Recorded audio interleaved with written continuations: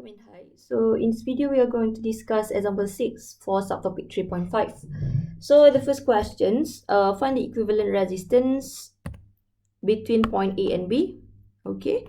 So dia dah bagi raja. And then the part B, calculate the current in each resistor. If the potential difference between point A and B is 34. So maksudnya total voltage is 34.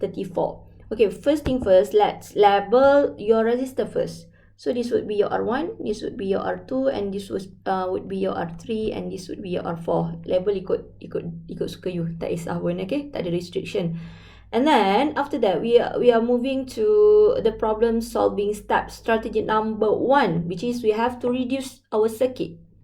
Okay, sebelum you reduce, make sure you draw 4 column label with circuit R, I, and V, like I mentioned in the previous video. Okay. Okay, so circuit kita yang pertama, kalau you masih ingat, I just kata apa, just copy back the original circuit that is given in the questions. Okay, so I dah siap-siap lukis. Don't forget to label, okay, R1, so this would be R2, R3, and R4. And also, another thing that is very compulsory is also label ataupun mark your junctions. Okay, this is my junction.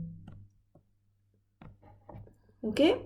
So, maksudnya, kalau you dah lukis your junctions, you boleh nampak R2 dan R3 here, actually, dalam keadaan apa?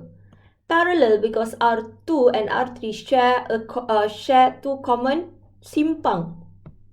Okay, and then after that, we could reduce R2 and R3. So, this would be your R2, R3, R1 dengan R4 kita tak kacau. So, just copy back.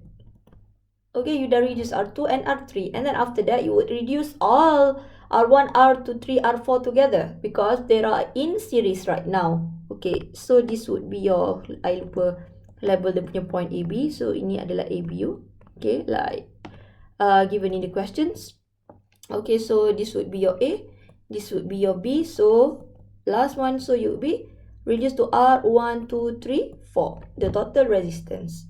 Okay, lepas reduce, kita dah siap, dah penuhkan kolom untuk circuit, and we are moving to complete the column for resistance.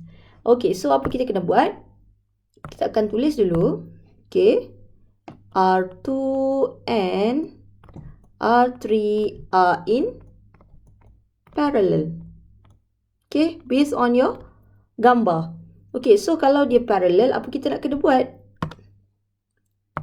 Okay, so kita nak cari total ni, kita kena 1 over R2, 3 equals to 1 over R2 plus 1 over R3. Okay, 1 over R2, 3. Okay, berapa R2 you? Okay, you refer you punya gambar. So, 1 over 7 plus 1 over 10. And then don't forget to 1 over your answer. So then you will get R23U is equals to 4.12 ohms. So you dapat R23.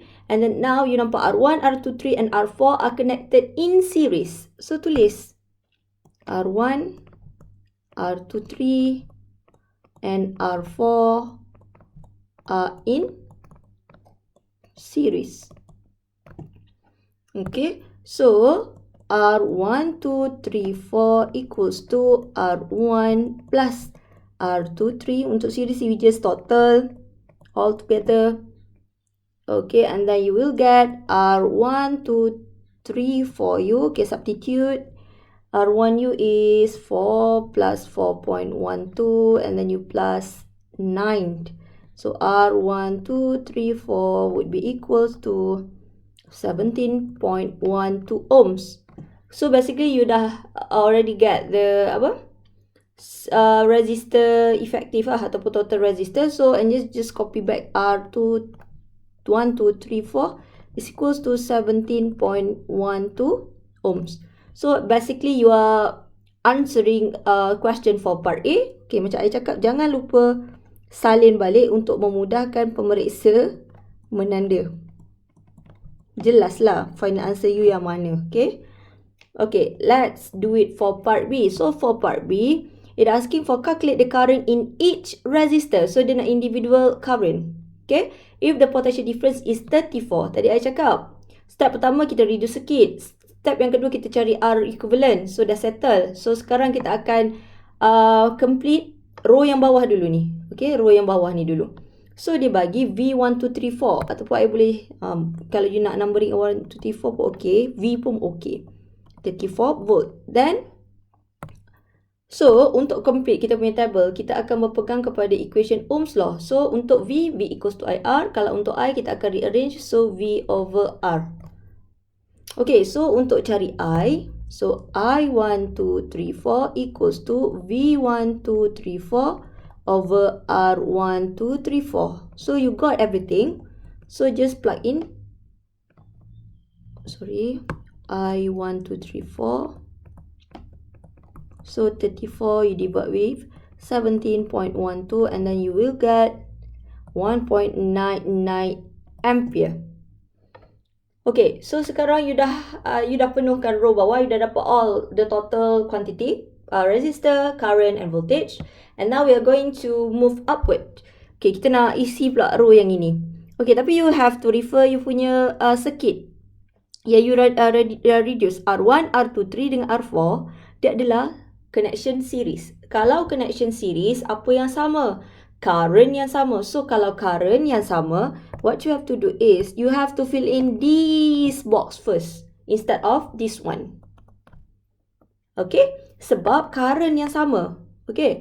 So, bila current yang sama, you akan tulis sebagai, you dah dapat I1, 2, 3, 4. So, dia akan sama dengan apa? I1, I2, 3 dan juga I4. So, dia akan sama dengan I1, sama dengan I2, 3, sama dengan I4.